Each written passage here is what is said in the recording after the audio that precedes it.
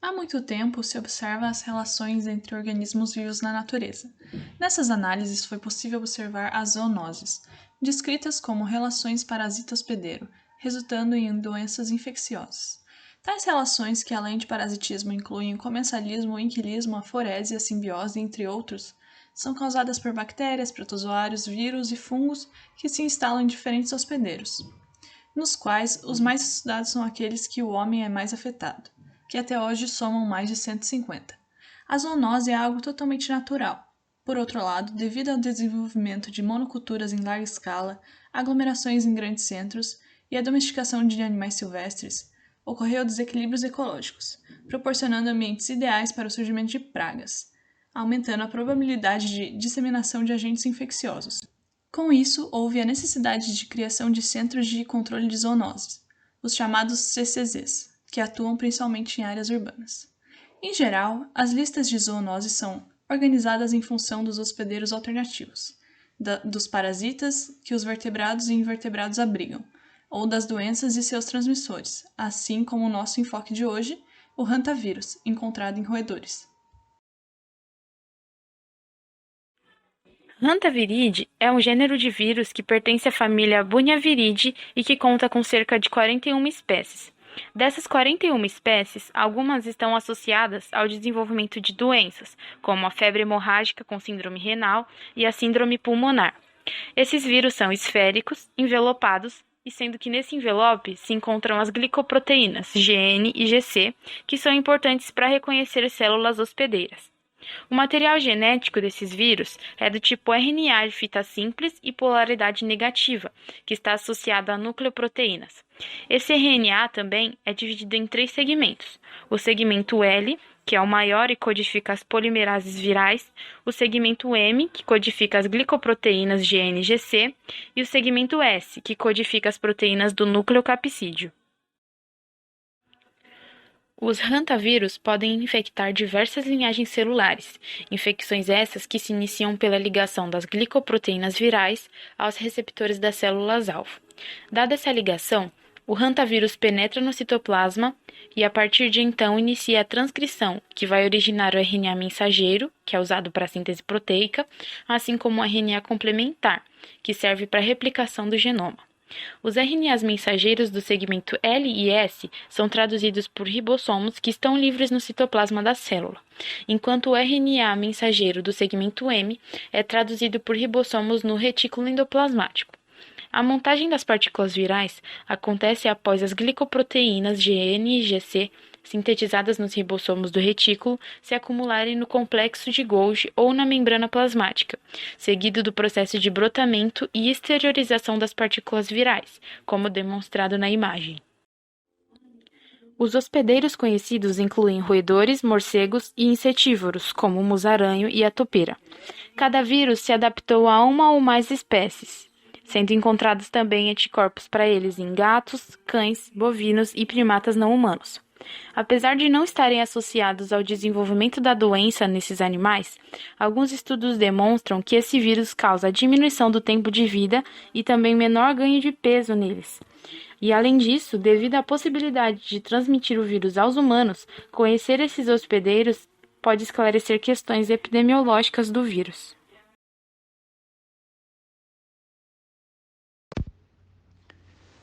Quanto à distribuição geográfica, os hantavírus são antigos no planeta. O nome hantavírus decorre de seu primeiro reconhecimento em Antan, na Coreia do Sul, supondo-se que daí esse patogênico teve seu processo de dispersão pelo mundo. E também que isso tenha ocorrido há aproximadamente 5 séculos, uns 500 anos, portanto. E se partirmos da hipótese de que seus transmissores são principalmente animais roedores, ficamos a imaginar como poderiam ter se dispersado pelo mundo todo. Como já visto, no corpo dos roedores, o hantavírus pode residir por muito tempo e até por toda a vida do animal, sem que nenhum mal lhe cause. Então, com base no contexto histórico, lembramos que há 500 anos passados, tivemos a época designada como das grandes navegações, e de se concluir que muitos roedores também viajavam nos porões das caravelas portuguesas e espanholas, dos navios ingleses e holandeses, atravessando oceanos e alcançando os diferentes continentes e regiões de todo o mundo. Naturalmente que hoje isso não ocorreria devido aos modernos e eficientes processos de higienização de navios e aviões cargueiros. Assim, a antavirose passou a ocorrer em todo o mundo, porém, a distribuição de cada vírus é limitada pelo alcance geográfico de cada hospedeiro reservatório, os mamíferos roedores portadores. Mas também há registros de hospedeiros insetívoros, como ácaros e morcegos. O vírus de Seul, por exemplo, foi transportado por ratos silvestres e encontrado em ratos de estimação nos Estados Unidos, no Canadá e na Europa, e provavelmente em outras partes do mundo. O vírus que circulam no Ocidente geralmente causam síndrome pulmonar por antavírus. Na América do Norte, a maioria dos casos clínicos parece ser causada pelo vírus Sinombre. Já na América do Sul, tem prevalecido o vírus Andes, mas também outros são encontrados nas três Américas. Também América Central e do Sul, encontramos os vírus Laguna Negra, no Paraguai, Rio Mamoré, na Bolívia, Cano Delgadito, na Venezuela. Observamos também que os antavírus do Oriente são geralmente associados à febre hemorrágica com síndrome renal, sendo que o vírus Seul e Tula pode ser encontrado na Europa e na Ásia, enquanto o vírus Dobrava Belgrado, Pulmala circulam na Europa. Já os vírus Antan, Amushonshon, Gol, Tailândia, Totapalayan ocorrem na Ásia. Os vírus Sangassou, Boui e Uklugaru ocorrem na África. Interessante também observarmos de que não há histórico do antavírus na Austrália, embora roedores soropositivos tenham sido relatados. No Brasil, o antavírus começou a ser pesquisado a partir de 1980, com as realizações de inquéritos sorológicos em populações humanas e de roedores. Porém, o primeiro registro dessa doença aconteceu apenas em 1993, com dados de 3 indivíduos com quadros clínicos graves causados pela infecção de antavírus Juquitiba, na área rural de São Paulo, no município de Juquitiba. De 1993 a 2012, foram descritas 7 espécies de antavírus espalhadas por todas as regiões do país, sendo que 2 dessas espécies não foram relacionadas à doença humana, o vírus Rio-Mearim e o vírus Jaborá.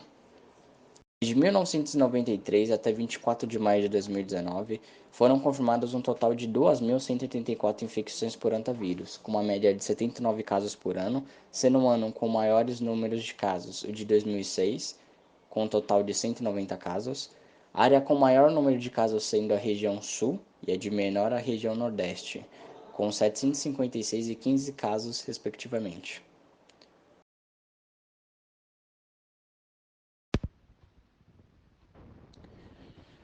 Quanto à transmissão, como dissemos, os animais infectados podem transportar o antavírus até por toda a vida.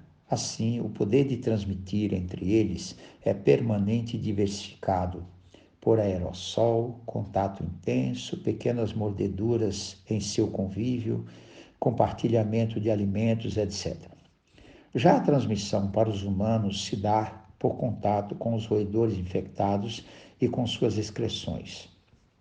Quanto à transmissão vertical, é considerada insignificante ou mesmo inexistente em humanos, mas a possibilidade de transmissão pelo leite materno foi sugerida por pesquisadores. No meio ambiente, o antavírus pode sobreviver por alguns dias até semanas em temperatura ambiente, tendo umidade, matéria orgânica e luz solar. Observou-se também uma maior incidência de doenças entre trabalhadores e residentes em áreas rurais, naturalmente de se concluir pela maior presença de roedores, morcegos e ácaros nesses ambientes. quanto ao combate a esses vírus pode ser a eliminação por roedores, mas que não é o mais recomendado diante do importante papel desses animais à natureza e também o cuidado em não ocorrer o desequilíbrio ecológico. Então, os meios mais favoráveis são as desinfecções. Os antavírus são suscetíveis a muitos desinfetantes, como o hipoclorito de sódio a 1%, o etanol a 70%, o ácido paracético 1 a 5%. Também os vírus em solução podem ser inativados quando aquecidos a 56 graus Celsius por pelo menos 15 minutos.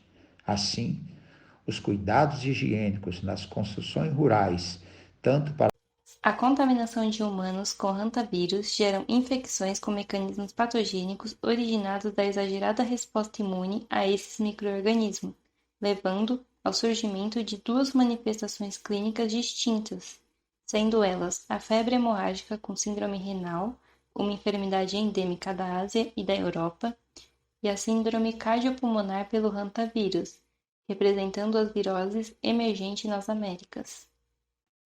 Na febre hemorrágica com síndrome renal, o período de incubação varia de 7 a 42 dias, e a sua evolução clínica é dividida em 5 fases: febril, hipotensiva, oligúrica, diurética e de convalescença. Esses períodos podem sobrepor ou, em casos mais leves, nem apresentar manifestações. Na primeira fase, manifestam-se sintomas como febre elevada, acompanhada de calafrios, dor de cabeça com sensibilidade à luz, mialgias, dor abdominal, náuseas, vômito, congestão sanguínea, que pode causar o sangramento subcutâneo e inchaço no fígado.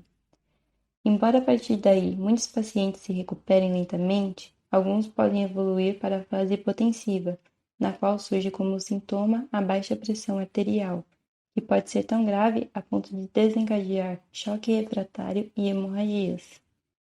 Logo em seguida ao surgimento desses sintomas, o quadro pode evoluir causando a perda da função renal, iniciando então a fase oligúrica, que é marcada pela baixa produção de urina. A partir desses sintomas, a recuperação começa a ser mais rápida, mas podem surgir casos com diurese intensa e hipertensão, mas logo em seguida esses sintomas vão desaparecendo e inicia a última fase, a de convalescença, que é marcada pela recuperação gradual do estado de saúde do paciente. Já na síndrome cardiopulmonar, o período de incubação varia de 0 a 33 dias, com a maioria dos casos com média de aproximadamente 15 dias.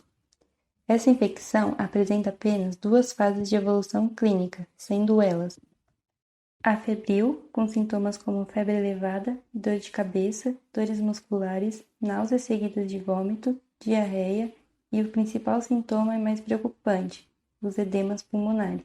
Após o surgimento desses sintomas, a condição pode evoluir para a fase cardiorrespiratória da doença, que se caracteriza pela progressiva infiltração de fluidos no interstício e alvéolos pulmonares, causando insuficiência respiratória, hipotensão, dores na região abdominal e torácica, vertigem, sudorese e tosse. Em muitos pacientes, acaba sendo necessário a utilização de ventilação mecânica, sendo que alguns casos se agravam tanto que, mesmo recebendo os cuidados necessários, evoluem para choque geral e em poucas horas o paciente vai a óbito. Já os pacientes que não chegam ao nível extremo da doença, a recuperação é gradual, mas podem passar ainda semanas sob ventilação mecânica e tratamento intensivo. O diagnóstico das hantaviroses baseia-se fundamentalmente na realização de testes sorológicos. A prova sorológica mais utilizada é a imunoenzimática, conhecida também como teste ELISA, a qual separa e analisa os anticorpos das classes das imunoglobulina M e G. Outros testes sorológicos também são frequentemente utilizados para detectar esses anticorpos, sendo eles a imunofluorescência indireta, neutralização, hemaglutinação passiva, Western blot e a imunohistoquímica, que tem como finalidade identificar os antígenos virais.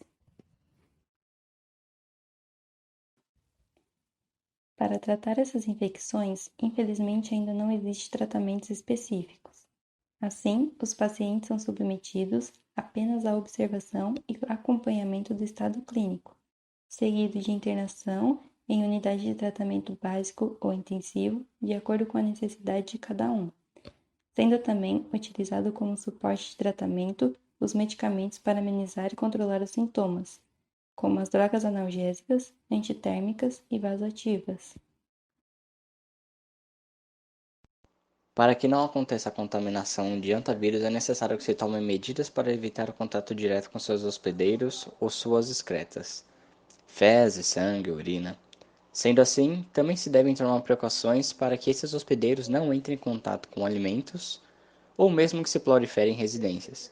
Para evitar isso, é recomendado que se instalem telas de malha fina com o intuito de impedir que os animais entrem nas residências, diminuindo a probabilidade de contato entre humanos e os dejetos infectantes. Sendo os dejetos desses animais infectantes, é de extrema importância que antes de limpar locais contaminados, se usem EPIs, como por exemplo, luvas, máscara, avental, calçados fechados, óculos e uma metodologia de limpeza correta para que não aconteça uma infecção.